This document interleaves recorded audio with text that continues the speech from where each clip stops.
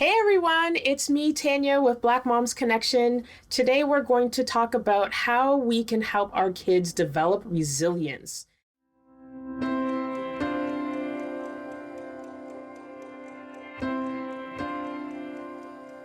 Today with us, we have Julian Saavedra, who's going to help us answer some of these questions. Julian is a high school teacher and parent of two, and we're so happy to have him here today. Hi, Julian. Hey Tanya, what's going on? Just over here trying to be resilient. Yeah, I hear that. Thank you for letting me come on. Absolutely. So let's start with an easy question. What does resilience mean and look like for you? The word resilience always brings about this idea of adversity and opportunity. I always think of it as a way for all of us to look at the adversities that we have in life, whether they're really big ones or even sometimes small, and how do we take that adversity and switch our mindset to make it into an opportunity. For me, I think about how can I celebrate the idea of failure? Like trying something and failing really bad sometimes is a good thing. It's a thing that helps us realize that, we cannot be good at everything. We can even lose out on something and we can still get back up and try it again. And we can keep going. I love that. As a Black educator, how do you talk about what resilience means and looks like in the Black community? I talked about adversity just now, but what Black people in this country have experienced is beyond just adversity. It's systemic oppression, and it's embedded in the fabric of our entire country. What I try to focus on is being real about that fact. Like there is facts that there are systems that have been created that have created a situation where Black people have undergone generations of oppression, generations of not having the same opportunities as other groups. And that's a fact. But I also try to think about what are the areas in which Black people have been able to overcome that and show the excellence that our culture brings to not only the United States, but around the world. World culture has been impacted by our story. And as a Black man, there's this beautiful pride that I have in being a Black man, in being somebody that's part of this legacy of not only resilience, but excellence. Like our story is not just about the oppression that I just described. Our story is much bigger than that. And I know my grandmother is somebody that really pushed me to realize there's a responsibility that all of us as Black people have to each other, to the people that came before us. And no matter what kind of adversity comes our way, no matter what is going on with us, we got to keep on keeping on. We have to keep going because we're standing on the shoulders of people that fought for what we have now. And it's our responsibility to know our story and teach the next generation and lift up that next generation. That's amazing. I love that. How else do you model resilience for kids and, some things that us as parents or people outside of classroom settings can employ? I have a 6-year-old and a 5-year-old, and they keep me on my toes. They are inquisitive and curious, and they love to get into adventures. And they love to play games. For little guys, seeing mom and dad lose sometimes is one of the best ways for them to see a model of what it means to be resilient. It's simple, but seeing us lose at something and the way that we deal with that loss and the way that we don't let it tear us apart. And in fact, sometimes we get excited because we did lose and we high-five each other. Oh, I lost, but at least I tried. Is something that for our younger ones, it's our view of trying to help them understand that you can't lose at something. You don't have to be good at everything, and that you can still come back and focus on the game itself. As they get older, it's going to be more about just sharing our emotions and being real with them about how we're feeling in the moment when we have disappointments, and not trying to shy away from telling them how we feel and how things affect us. And I think those are ways that really will help them understand from people that they trust that sometimes things don't always go the way you want them to go, but it's our job to just keep going anyway. Absolutely. I love that. And those are great examples that anyone can use. So, when things don't go as planned, how do you help kids stay motivated to keep trying? Great question.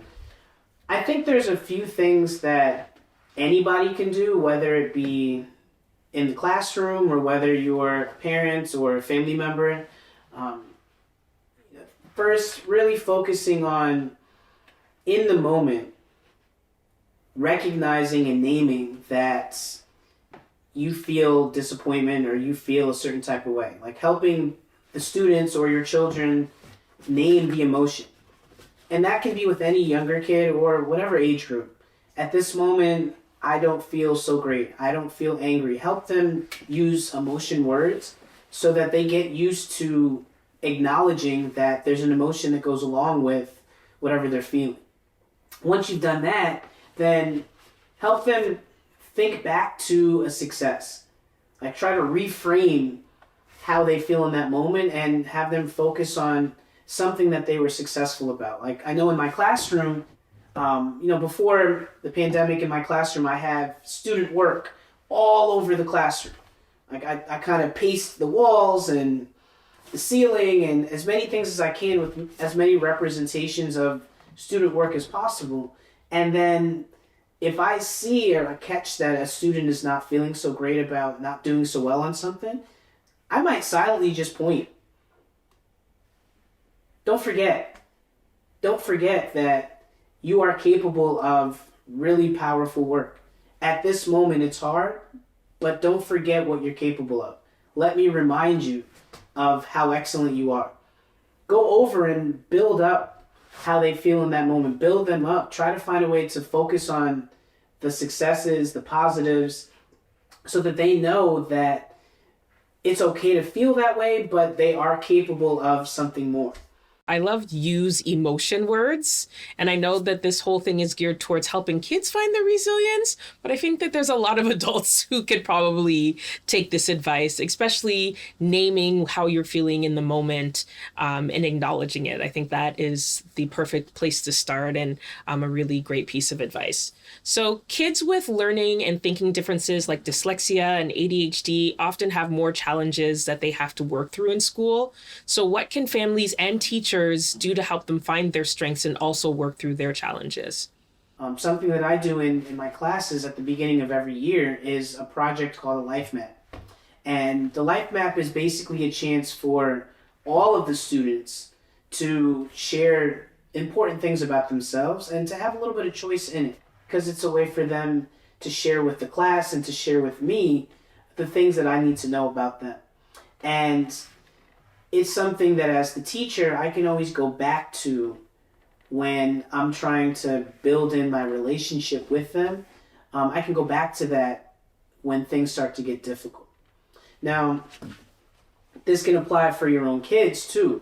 Like, you have to know your kids. You have to know what they really like. You should know what they're not into. You should know and anticipate things that might cause them difficulty.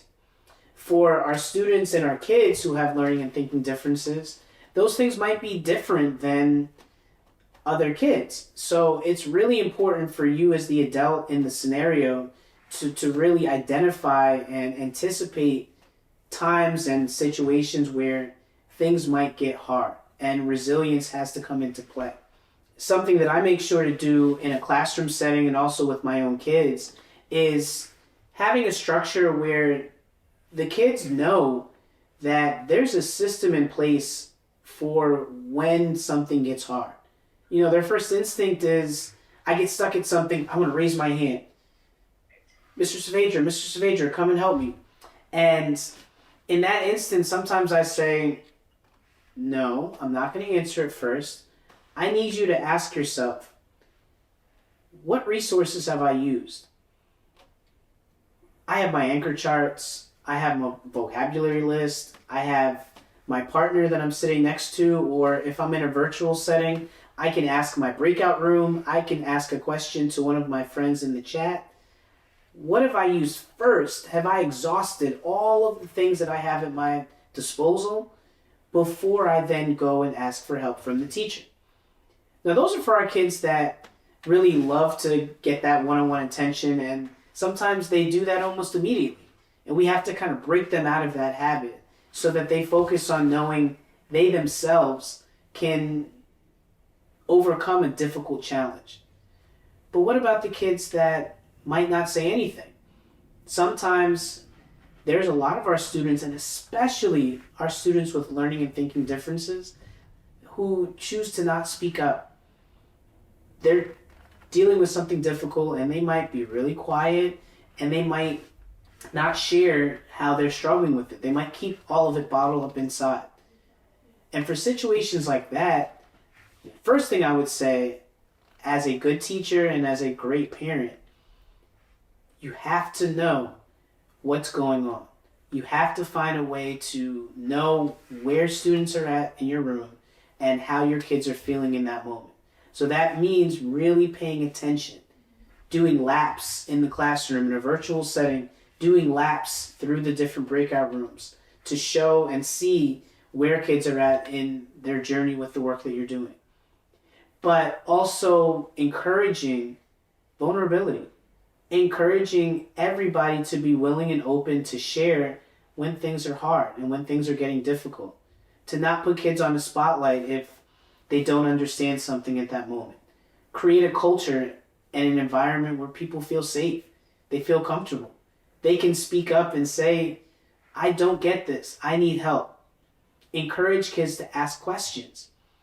And if you're starting to build that environment where people feel like they can be safe, an environment where they feel like they can share who they are, and they can also share when things are getting hard, then you're going to get to a place where resilience just becomes part of the fabric of the space, whether it's at home or in the classroom.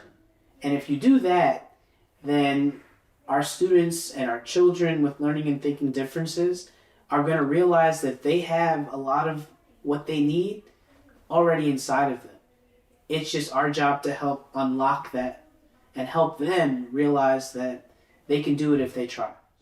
Absolutely. That's great. You've given us so many different types of ways that we can model this for whether it's our children or if you're a teacher, for your students. Do you have suggestions for families and teachers on how they can build up their own resilience? I do a lot of self-talk where, I sometimes talk to myself like, come on, Julian, you got this. Come on, Julian, you can do this. You can do better. Come on. Don't get down on yourself right now. And, it's kind of funny and kind of weird sometimes, but it's also really helpful because it forces me to, again, name what the emotion is that I'm feeling. And if I can do that, then I can also name what steps I can take, whether they're small or big, what steps I can take to get out of the situation that I feel like I'm failing in. And then, lastly, take the long view, put things in perspective. It's really hard to not feel like you're drowning. I mean, I can speak from experience between my kids being at home doing homeschool and teaching a class. I've been teaching for 16 years and I've had to learn how to use Zoom and Nearpod and Google Classroom and all of this technology. Whole lot. Right. I mean, I've had to learn all this stuff and it's felt like I have not been as effective as I thought I could be.